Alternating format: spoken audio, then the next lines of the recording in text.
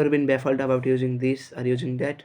Ever search something like this on YouTube, but some polyglot tell you to use this, however some tell you to use others? Well, kono video antamintayo. Well, my name is Saunabh. I'm from Nepal and I love learning languages. And in this video, as you can tell by the thumbnail, I'm gonna rate some language learning applications.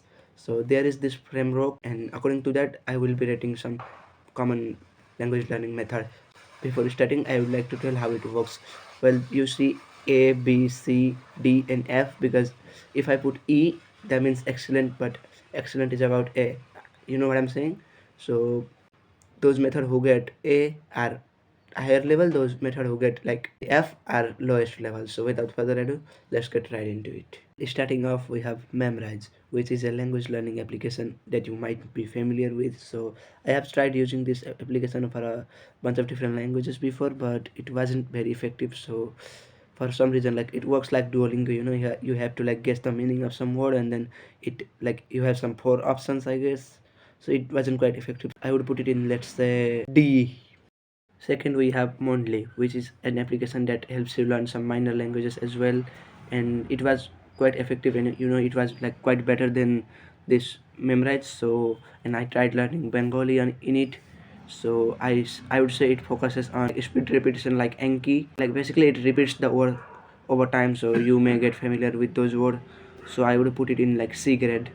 Next, we got physical books, which can help you learn different languages. And then, so one, it is so good for health, and second, you don't need to have access for internet or access for anything, so you can like learn physically.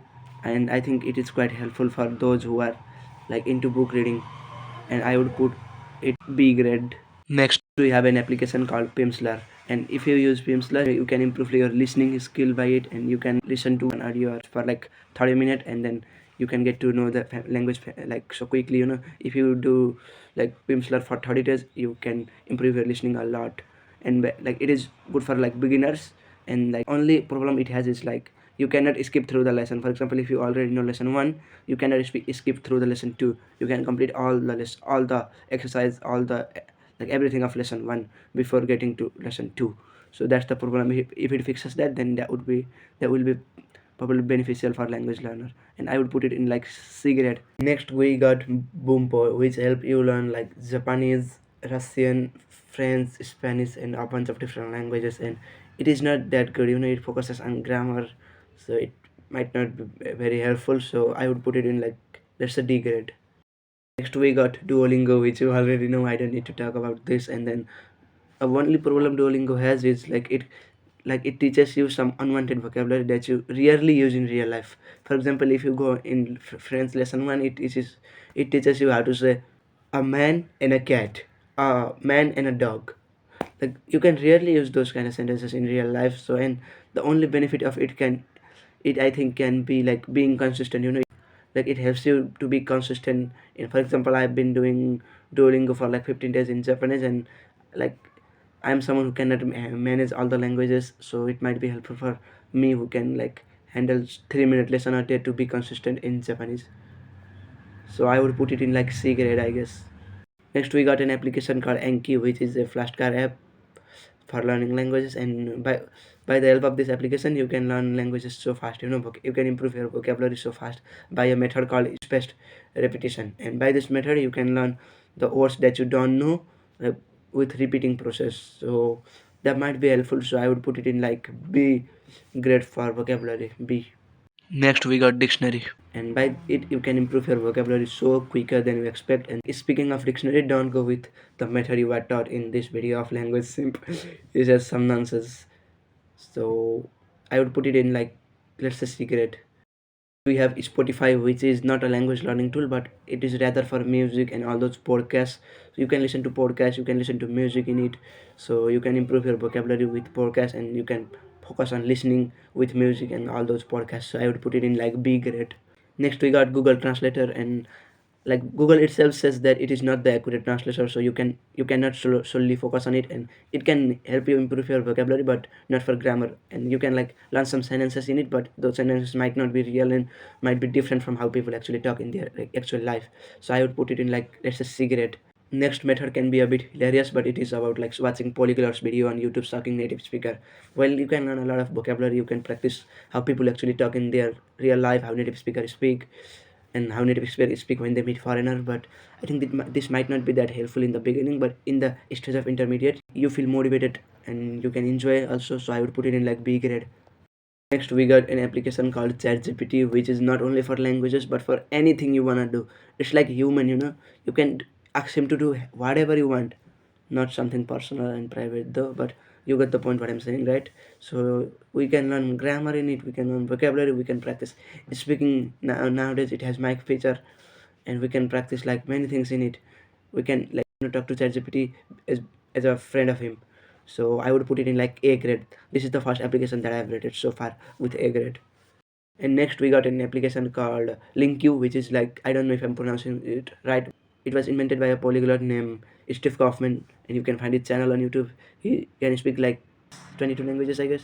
So it focuses on vocabulary, and it focuses on like, it doesn't focus that much on grammar, but you can learn through stories, learn through like vocabulary through flashcard, I guess. I have used this application for some times in the past, but I don't actually remember what actually it was like.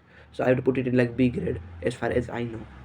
Next we got Italki, and you can like practice languages here with like native speaker. You can talk to them as teachers. So I think there is nothing to complain about this application, and they might reduce the price of it a little bit, but I would put it in like A grade.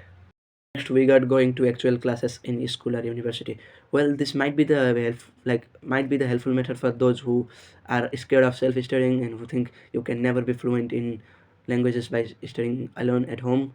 And it can help you to clear some doubt. But nowadays, people use internet, people use ChatGPT to clear their doubts. So we barely need some help of other people in languages. So school only focuses on like grammar, I guess. They don't focus on like actual conversation. They focus on textbooks. So I would put it in like B grade. We got Busuu, in which I have been using for like, I guess, 9-10 months, and it is helpful for focusing grammar and focusing vocabulary at the same time. And I have learned a lot of languages in it. I have tried Japanese, now I'm trying Russian, now I've tried Spanish and a bunch of different languages. Some of them I succeeded, some of them I didn't. And then the only problem it has is like lack of enough languages. It doesn't teach you like Indonesian, Bengali, and a bunch of different languages. And like if it adds those languages, then it would be more beneficial, I would say. And then you can also revise those words that you learn. So I would put it in like B grade. Next method is gonna be a bit hilarious, but it is about like watching language sim videos on YouTube. And by the way, this is personally I am saying, like, you can learn a lot of slurs. You can learn like how people actually speak in their life and how he speaks with like his great accent in any languages that he speaks. And then, but the only problem is you cannot learn grammar if you only watch his videos. So I would put it in like B grade. Now our next method is using an application called LingoPie, and by this application you can watch a lot of shows, a lot of like videos in that language. However, and then you can practice listening. You can practice like how people actually speak, like not textbook one. And then I think you can like learn a lot of vocabulary using flashcard in it, and you can enjoy shows. However, with even though if you don't want to learn in language, you can enjoy shows. So I think that this might be the helpful. But the only problem is if you don't buy premium in it, you can only enjoy 8 minutes a day. So that's the main problem it has. So I would put it in like cigarette. We got using different websites on Google, and honestly I have never tried learning any languages using only websites, so I am not quite aware of it. And if I were to rate, I think a lot of problem might be like ads in that website, and a lot of them don't focus on vocabulary. But I guess when you want to learn grammar, might be the best choice for you.